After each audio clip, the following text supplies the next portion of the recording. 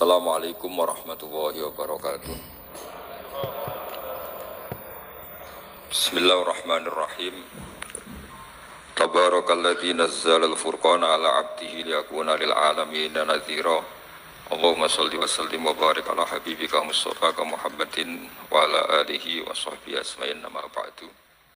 Saya beri ijazah tentang Al-Fatihah ya, karena ini surat yang populer, pahalanya apa?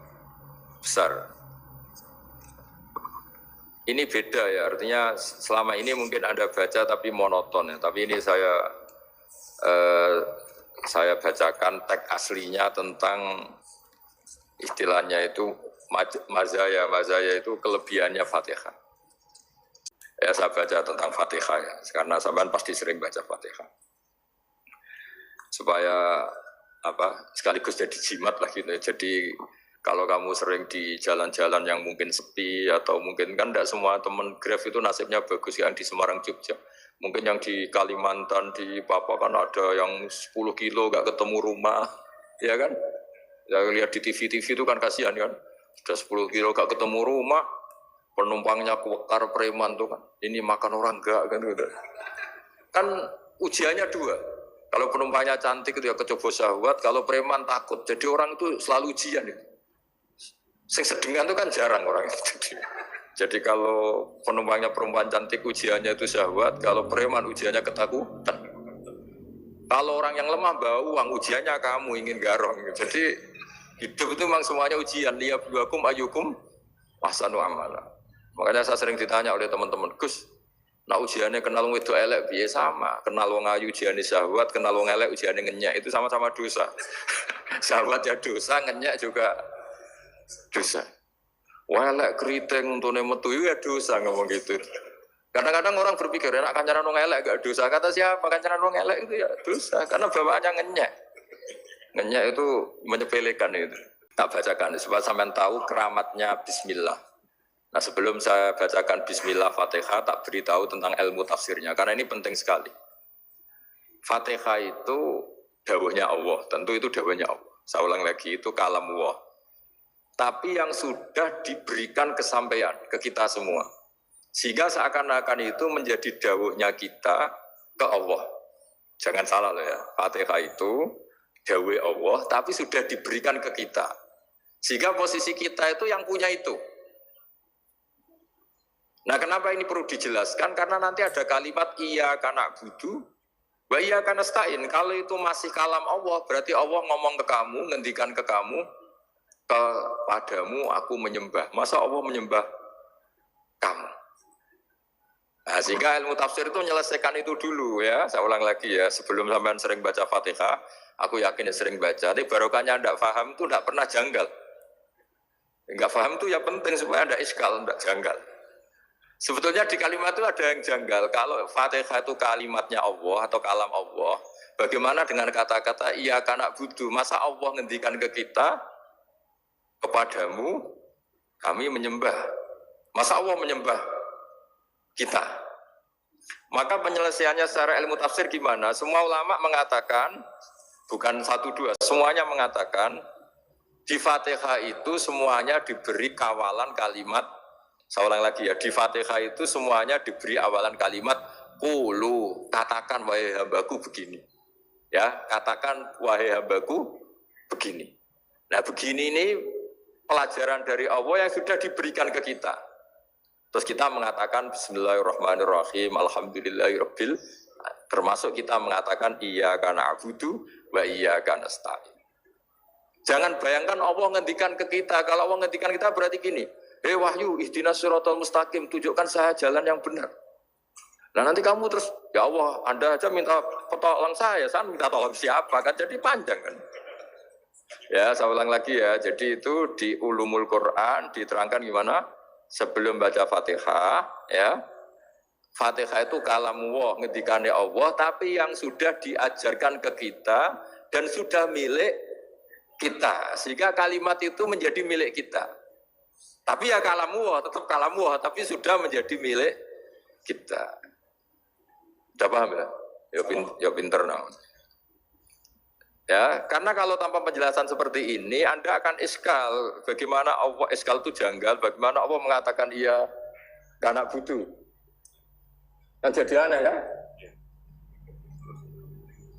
Ya, jadi tak jelaskan secara ilmiah ya. Jadi kata ulama-ulama tafsir, ayat-ayat Quran seperti ini sebetulnya dimulai dari kulu apa?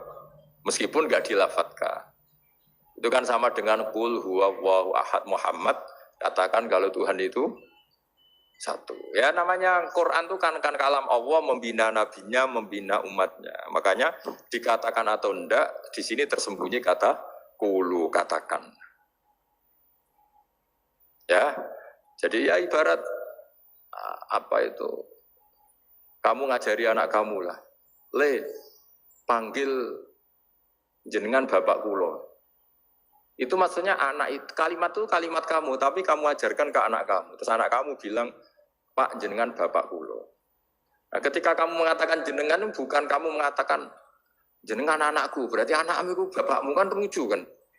Anak kamu ajari jenengan bapak kulo. Kamu, engkau, bapak saya.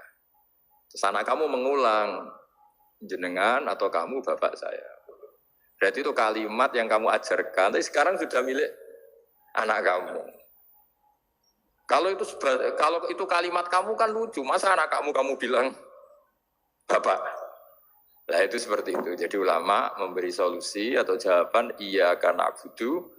Ya itu sebelumnya ada kata-kata kulu. Katakan wahai hambaku, hubungan kamu dengan saya adalah katakan iya karena abudu, wa iya karena stain. Terus hubungan kamu dengan saya katakan juga dalam doamu ihdinas siratal mustaqim. Jelas ya, jadi itu kalam Allah yang sudah milik kita karena diajarkan Allah untuk kita. Dong ya? Ya dong, gak jelas ya. Tapi bagus gak jelas itu bagus. Kalau kamu jelas gak jadi digrab, jadi gubernur. Min azimi fadliha kasratu aswa'iha wa fadail ukhra. Ini cerita dramatisnya surat Al-Fatihah. Qala Abu Hurairah radhiyallahu anhu inna iblisa ranna khina unsirat al-Fatihah. Jadi iblis itu begitu kesakitan. Ini kitab Abu Abdul Farad karangannya Syekh Muhammad Alawi, juga kutipan dari beberapa kitab. Yang jelas beliau sendiri juga ngutip dari beberapa riwayat di beberapa hadis. Halaman 123. Ketika Fatihah turun itu iblis kesakitan.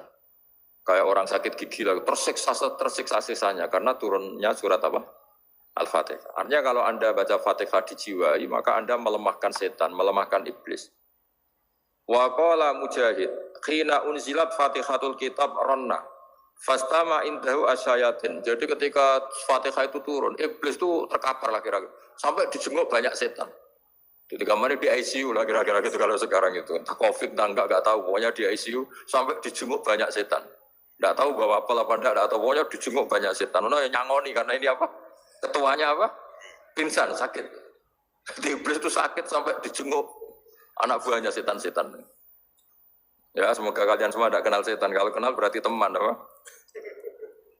Wa qalu misla dzalik. Wa qala lahum laisa mimma taquluna syai'un walakin unzilat suratun laisa ajru qailiha illa an harrama wa alaihi nar jahannam. Saya ini bukan sakit fisik kata iblis. Kamu tidak usah jenguk saya, datangkan dokter terbaik, tidak usah. Saya ini tidak sakit fisik. Saya ini sakit karena ada surat yang diturunkan, yang pahala yang melafatkan surat itu pasti selamat dari neraka.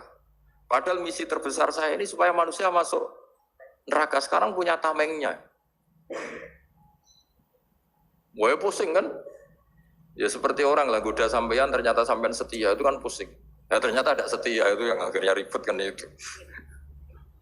Jadi iblis itu cita-cita terbesarnya kan semua orang itu masuk neraka. Nah sekarang turun satu surat yang gara-gara surat itu siapapun yang baca dijamin selamat dari neraka. Jadi walakin unzilat suratun laisa ajru qailiha illa an harrama Allahu alaihi nar jahannam. Karena jadi dia shock lah. Jadi kalau orang di Jawa itu bilang shock. Aduh, sial nasib saya ini umat nggak bisa saya goda lagi karena punya tamengnya tadi. Qad batala kaidukum wa makrukum. Rekayasa kalian sekarang itu tidak ada gunanya semua. Ini alhamdulillah di Indonesia kelihatan kan banyak yang miskin, banyak yang susah. Tapi selagi mereka masih sholat, tuh keinginan mencari halal itu masih tinggi. Kayak apa kita di tengah kota, jauh dari anak istri, jauh dari tetangga.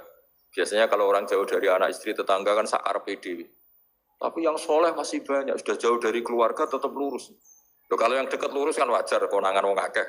Ini sudah jauh masih lurus. Nah ini nggak lepas dari barokahnya surat apa? Surat Fatihah tadi. Jadi karena ada surat yang menjamin pelafalnya atau qailiha terbebas dari api neraka. Wa qalat as-sayati lahu is ayusha'in ta'muruna ya maulana. Faqala lahum idhabu wajtahidu hatta tukhfilu qulubahum hatta la yaqulu hadhihi surah. Lalu kita gimana? Jari para setan gitu. Lalu kita gimana? Terus kata iblis, sudah bikin mereka lupa sehingga tidak baca lagi. Selagi masih baca kita pasti keok. Jadi kalau zaman sudah jarang baca Fatihah itu berarti sudah bagian dari kemenangan apa? Iblis. Jadi kalau zaman sudah jarang baca Fatihah itu berarti bagian dari kekalahan Anda, kemenangan Iblis. Masih sering baca? Berapa kali? Terus apa lagi?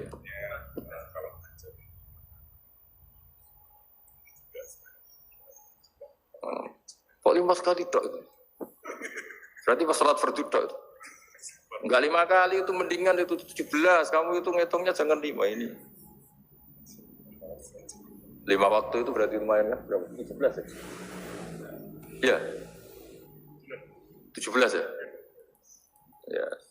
17. Tapi kalau makmum tuh sering separuh kan? Apalagi makmum tarawih.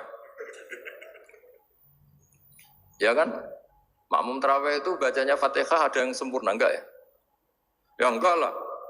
Baru alhamdulillahirabbil alamin ruko ikut ruko gitu. Makmum kan yang tarawih sama. Kalau tarawih jarang sempurna ya. Fatihahnya itu.